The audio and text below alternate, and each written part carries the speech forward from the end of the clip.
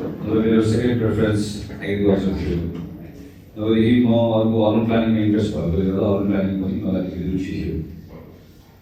र भालुनामा त्यसो अर्को पार्टीलाई पढ्न गइसकेपछि मेरो भागमा म स्वास्थ्य मन्त्रालयमा पुगेँ। स्वास्थ्य मेरो लागि बिल्कुल नयाँ क्षेत्र थियो। मैले आफूले सधैँ मिहिनेत गरेँ भन्ने लाग्छ। एउटा अनुभव गरेँ किनभने राजनीतिक दलहरू सत्ता संरक्षण लागिरहेको हुन्छ, समर्थन गरिरहेको हुन्छ, अकस्मात दलको तर्फबाट एकजना व्यक्ति विधेयक बनाउनु भनेर जस्तो त्यो विधेयक बनाउने ठाउँमा पुग्छ। त्यो विधेयक बनाउँदै ठाउँमा पुगिसकेले गर्दा उसको आफ्नो निजी अनुभवहरू हुन्छ। यो क्षेत्रको बारेमा कुनै त्यस्तो विज्ञता पनि हुँदैन। उसले काम गरेको विचार भएको हिसाबले पनि अब सबै केन्द्रको हिसाबले के हुनुपर्छ, राजनीतिक दल हुनुपर्ने। ऊ राजनीतिक दलतिर फर्केर आएर हेर्दै गर्दाखेरि राजनीतिक दलमा अब यो विषयमा कहिले पनि बहस गर्न हुँदैन। दल यति धेरै व्यस्त हुन्छ। देश र जनताको बारेमा कुरा गर्दै गर्दा अघि भने जस्तै पीडा भन्दा भन्दै थाक्यो भने जस्तो दल यति धेरै व्यस्त हुन्छ, उसको आफ्नै पीडा हुन्छ। यसले आज पनि हाम्रो ठाउँमा व्यस्तता फैलिरहेको छ, आफ्नै लडाइँमा भइरहेको हुन्छ। अकस्मात जिम्मेवारी पाउँदै गर्दाखेरि त्यो व्यक्तिको व्यक्तिगत कुरा मात्रै हुँदैन, त्यो दलहरू उसलाई तयार हुँदैन।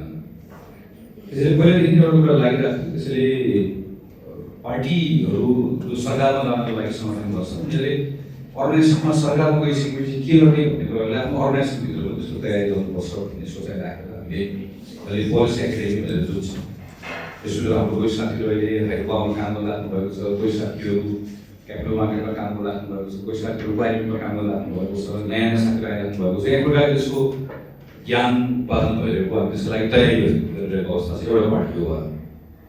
यो चाहिँ हामीले उसले के पनि सोच्यौँ भने एउटा पक्ष भयो। अब यो नेपाली कङ्ग्रेस पार्टीको हेडक्वार्टर केन्द्रीय कार्यालय हामी हप्तैभरि यहाँ आउँछौँ, बस्छौँ, यहाँ आफ्नो कामहरू गर्छौँ। हाम्रो एक प्रकारले प्रोसेसिङ भएको छ। यो लर्निङ जस्तै भएको छ भने हामी बिहानदेखि बेलुकासम्म व्यस्त छौँ। अघि भयो जस्तै पार्टीको इन्टरनल कुराहरू हुन्छ, राजनीतिक ठुलो कुराहरू हुन्छ। तर नागरिकसँग सरकार राख्ने विषयहरू चाहिँ जब छलफल गर्ने बेला आयो भने हामी त्यो चाहिँ अर्को भागमा दिन्छौँ। हामी त्यहाँ सहभागी हुन जान्छौँ। हामीलाई बोलाइदियो भने हामी गएर दुई शब्द भन्न जान्छौँ, सुन्न जान्छौँ। तर हामी आफै त्यसको कर्ता गर्ने कोसिस गर्दैनौँ। यो पनि चेन्ज गर्नुपर्छ। त्यसले हामीले के सोच्यौँ भने नेपाली कङ्ग्रेस पार्टीको हामी आइसकेपछि नेपाली कङ्ग्रेस पार्टीको केन्द्रीय कार्यालयमा इच फ्राइडे विदाउट फेल हामी आएर आज सेकेन्ड एपिसोड हो। कम्तीमा एक प्रकारले यो अनलर्निङ हुन्छ नि, सिकेको कुराहरू कतिपय कुरा घटाइदिने, रिलर्निङ, नागरिकको कुराहरू सुन्ने, सिक्ने, थाहा पाउने, त्यो एउटा कल्चर कम्तीमा विकास गरौँ भनेर हामीले सुरु गऱ्यौँ। यसमा हामी सीमामा बस्ने नागरिकको दुःखदेखि ड्रग एब्युजर्सको समस्यादेखि हुँदै हुँदै हुँदै हुँदै थुप्रै कुरामा गएर आज हामीले यहाँ चलचित्रको कुरा गर्ने आज हामीले म सबैलाई धन्यवाद दिन चाहन्छु।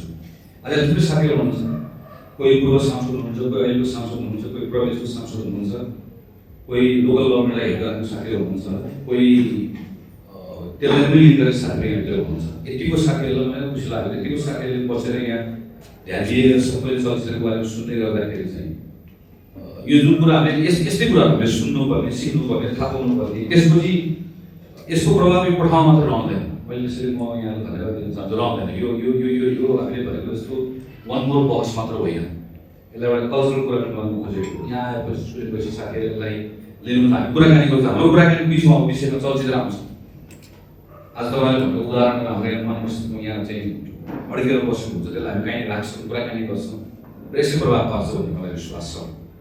आज अर्को कुरा कि महसुस गर्नु जस्तो यो हामीले किक पार्टीको सेन्ट्रल वर्किङ कमिटीको बैठकमा छलफल गरेको छ। एउटा कुरा यहाँ पनि आएर आज तपाईँले सबै साथीहरूले फिल गर्नुहुन्छ कि यो पार्टी त्यो पार्टी होइन, हामी सबै सँगसँगै त हो। हामी तर हाम्रो सबै नेपालको राजनीतिक दलको एउटा दृष्टिकोण के भनेको हामीले पाएको चलचित्रमा पनि भेटेको यहाँ पनि देखियो आज होइन। हामी कुरा गरिरहेको त्यो जब हामी गभर्मेन्टको कुर्सीमा बस्छौँ तब हामीलाई असाध्यै धेरै रेगुलेटर मनमा हाम्रो प्रब्लम छ। हाम्रो काम भनेको चाहिँ यो क्षेत्रमा काम गर्ने मानिसहरू नेसेसरी यिनीहरू खराब गर्छन्, यिनीहरू काहीँ न काहीँ राज्यलाई खराब गर्छन्। त्यस कारणले गर्दा हामी डन्डा बोकेर यसलाई नियन्त्रण गरेर बस्नुपर्छ।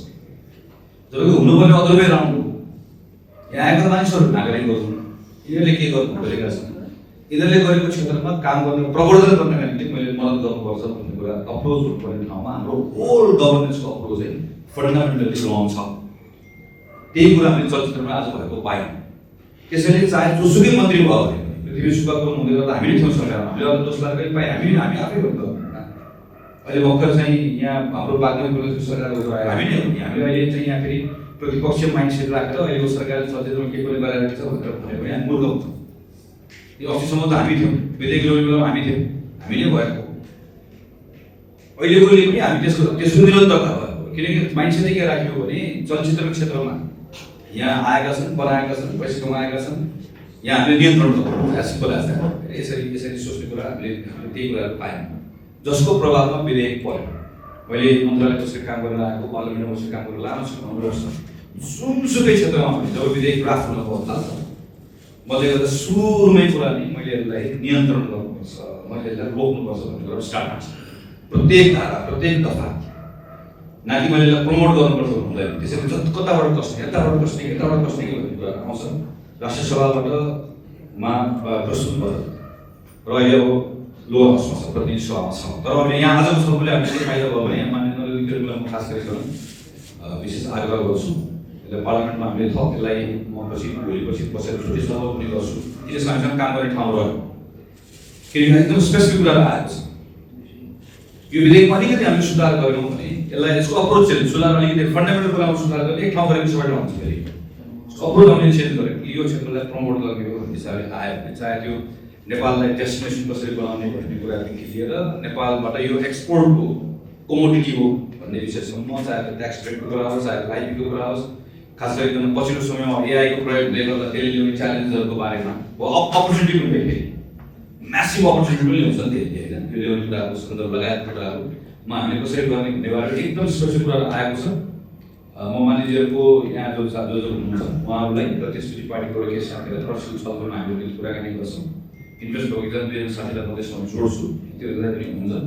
र सानो एउटा टिम बनाएर हामीले फर्दर छलफल गरेर जति अरू जे सुझाव लिनुपर्ने लिएर आज आएको कुराहरू थप लिएर पार्लिमेन्टमा हामी अहिले नै इम्प्लिमेन्ट गरेर काम गर्न सक्छौँ। किनभने उता सरकारको साथीहरू भने आफ्नो साथीहरू हो, हामी बस्ने कुराकानी गर्ने हो। यो फेरि कुनै यो सबैको लागि विषय हो, सबैजनाको विषय होइन। यसमा अलिकति काम गर्नु एउटा यो लाग्छ। अर्को एउटा एकदम इम्पोर्टेन्ट कुरा, मलाई त कति नयाँ कुराहरू थाहा पाएको छु।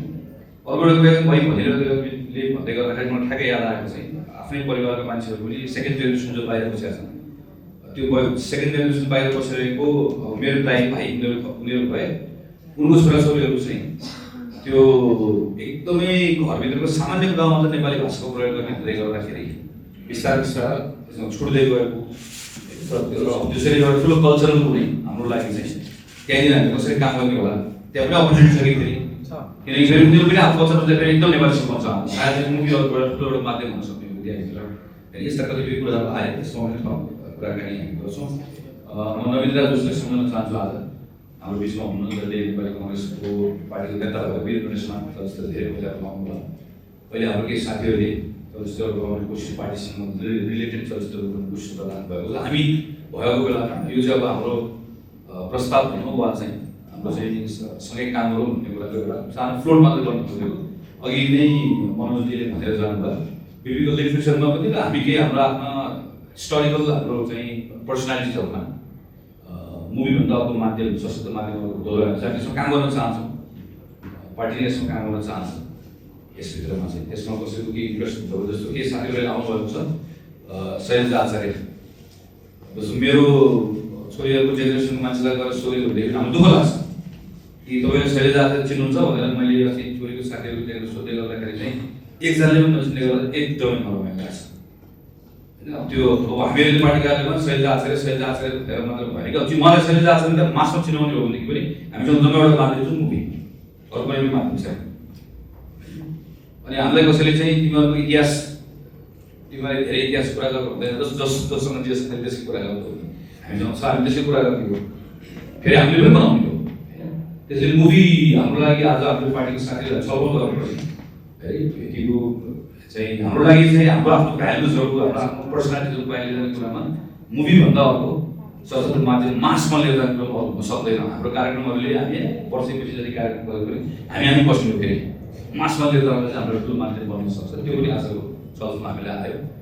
म एकदमै आभार प्रकट गर्छु। मैले यत्रो समय मिलाइदिएर हाम्रो कार्य आइदिनु भयो हामी सबैको तर्फबाट धन्यवाद दिन चाहन्छु विशेष धन्यवाद कार्यक्रम सञ्चालन चलाइदिनु भयो यहाँहरू सबैलाई धन्यवाद दिँदै म कार्यक्रम पनि टुङ्ग्याउँछु धन्यवाद नमस्कार।